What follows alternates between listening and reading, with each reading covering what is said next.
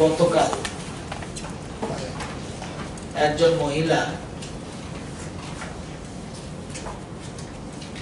যে পজিটিভ পাওয়া গেছে, এই ব্যাপারে যদিও গতকালই আপনারা জানেন, রাজ্য সরকারের পক্ষ থেকে আপনাদের ইনফরমেশন করা হয়েছে। এর ব্যাকগ্রাউন্ড কি এই ব্যাপারে কিছু বলা উচিত। আমার সাথে রয়েছেন স্বাস্থ্য সচিব, রয়েছেন doctor Divya Varma. Travel history of Gitarani Karmakar, 14 তারিখ 14/3 উনি ট্রাভেল করেছেন আগরতলা টু গুয়াহাটি। 15/3 উনি গুয়াহাটিতে পৌঁছেন এবং কামাখ্যা টেম্পলের কাছে উনি একটা হোটেলে থাকেন, নামি দামি হোটেল নয়, সাধারণ হোটেল। 16 তারিখ উনি কামাখ্যা মন্দিরে যান এবং সেখানে সুকমানি হোটেল, পল্টন বাজার, এখানে উনি থাকেন। 17 তারিখে উনি এখানেই থাকেন। 18 তারিখ উনি গুয়াহাটি থেকে আগরতলা বাই ট্রেন রওনা দেন ত্রিপুরা সুন্দরী এক্সপ্রেসে। 19/3 উনি সকাল 3টার সময়, ভোর রাত্রে উনি পৌঁছেন এবং early morning by local train from Agartala to Udaipur উনি উদয়পুরে পৌঁছেন। উনি বাড়িতেই ছিল।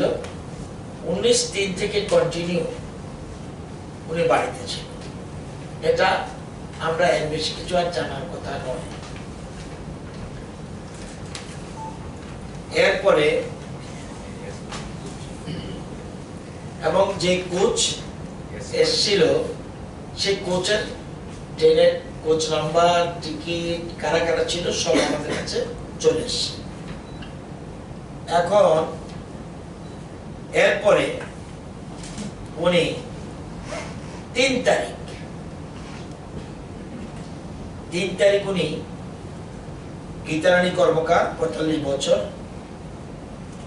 উনি ওনার স্বামীর নাম অজিত কর্মকার, এগ্রিকালচার চৌমনি বাড়ি বকুলপুরের উদয়পুরে। উনি সেখানে সর্দি, কাশ, জ্বর 3 তারিখ 9:30টার সময়, 3 তারিখ 9:30টার সময়, সকাল 9:30টায় উনি আউটডোরে, 3 তারিখ উনি সকাল 9:30টায় আউটডোরে সর্দি, কাশি, জ্বর হিসাবে উনি আউটডোরে দেখান এবং was attended at general OPD Gomati district hospital. এবং সেখানে কমপ্লেইনটা দেওয়ার পরে উনি যেহেতু was fever, provisional diagnosis was urinary tract infection, সর্দি জ্বরের infection, the patient was discharged। মানে OPD তে with advice of the same day from OPD, patient was not admitted Gomati district hospital. District হসপিটালে ওপিডি থেকে সর্দি জ্বরের কথা বলেছে, দেওয়ার পর সেখানে যা যা দেখায় সেখানে দেখে উনি চলে এসেছেন। 3 তারিখ 4 তারিখ উনি বাড়িতে থাকেন। ওখানে যা যা মেডিসিন দেওয়ার সর্দি জ্বরের, এবং উনি নিজে একজন উনি শ্বাসকষ্টের রোগী আগের থেকে, অ্যাজমা পেশেন্ট, এবং তার থাইরয়েডিজম আছে। তো 3 তারিখ 4 তারিখ উনি বাড়িতে থাকেন। এরপর উনি আইএলএসে 5 তারিখ আইএলএসে দুপুর প্রাইভেট অ্যাম্বুলেন্সে উনি 2টা 2:30 নাগাদ উনি আইএলএসে পৌঁছেন। এন্ট্রি পয়েন্ট যখন আইএলএসে পৌঁছলেন, এন্ট্রি পয়েন্টের ডক্টর হিস্ট্রি নিয়েছে ডক্টর মহর্ষি সাহা। উনি এন্ট্রি পয়েন্টের ডক্টর হিস্ট্রি নিয়েছে এবং যখন ট্রাভেল হিস্ট্রি দেখলো উনি আর এখানে রাখলো না, ওনাকে অ্যাডভাইস করলো আপনি জিবিতে চলে যান। এরপর জিবিতে উনি 4টা থেকে 5টা এরকমটা সময়ে আসেন, সেম ডে। তিনি 3:08 জীবিত ইমার্জেন্সিতে আসেন। এমার্জেন্সি দেখার পর ফ্লু ক্লিনিকে যায় বা অ্যাডভাইস করা হয় ফ্লু ক্লিনিকে, এবং হিস্ট্রি নিয়েছে, অনেক দিন ধরে শ্বাসকষ্ট আছে এরকম হিস্ট্রি। এরপরে আবার এই ফ্লু ক্লিনিক থেকে আবার ইমার্জেন্সিতে পাঠানো হয়।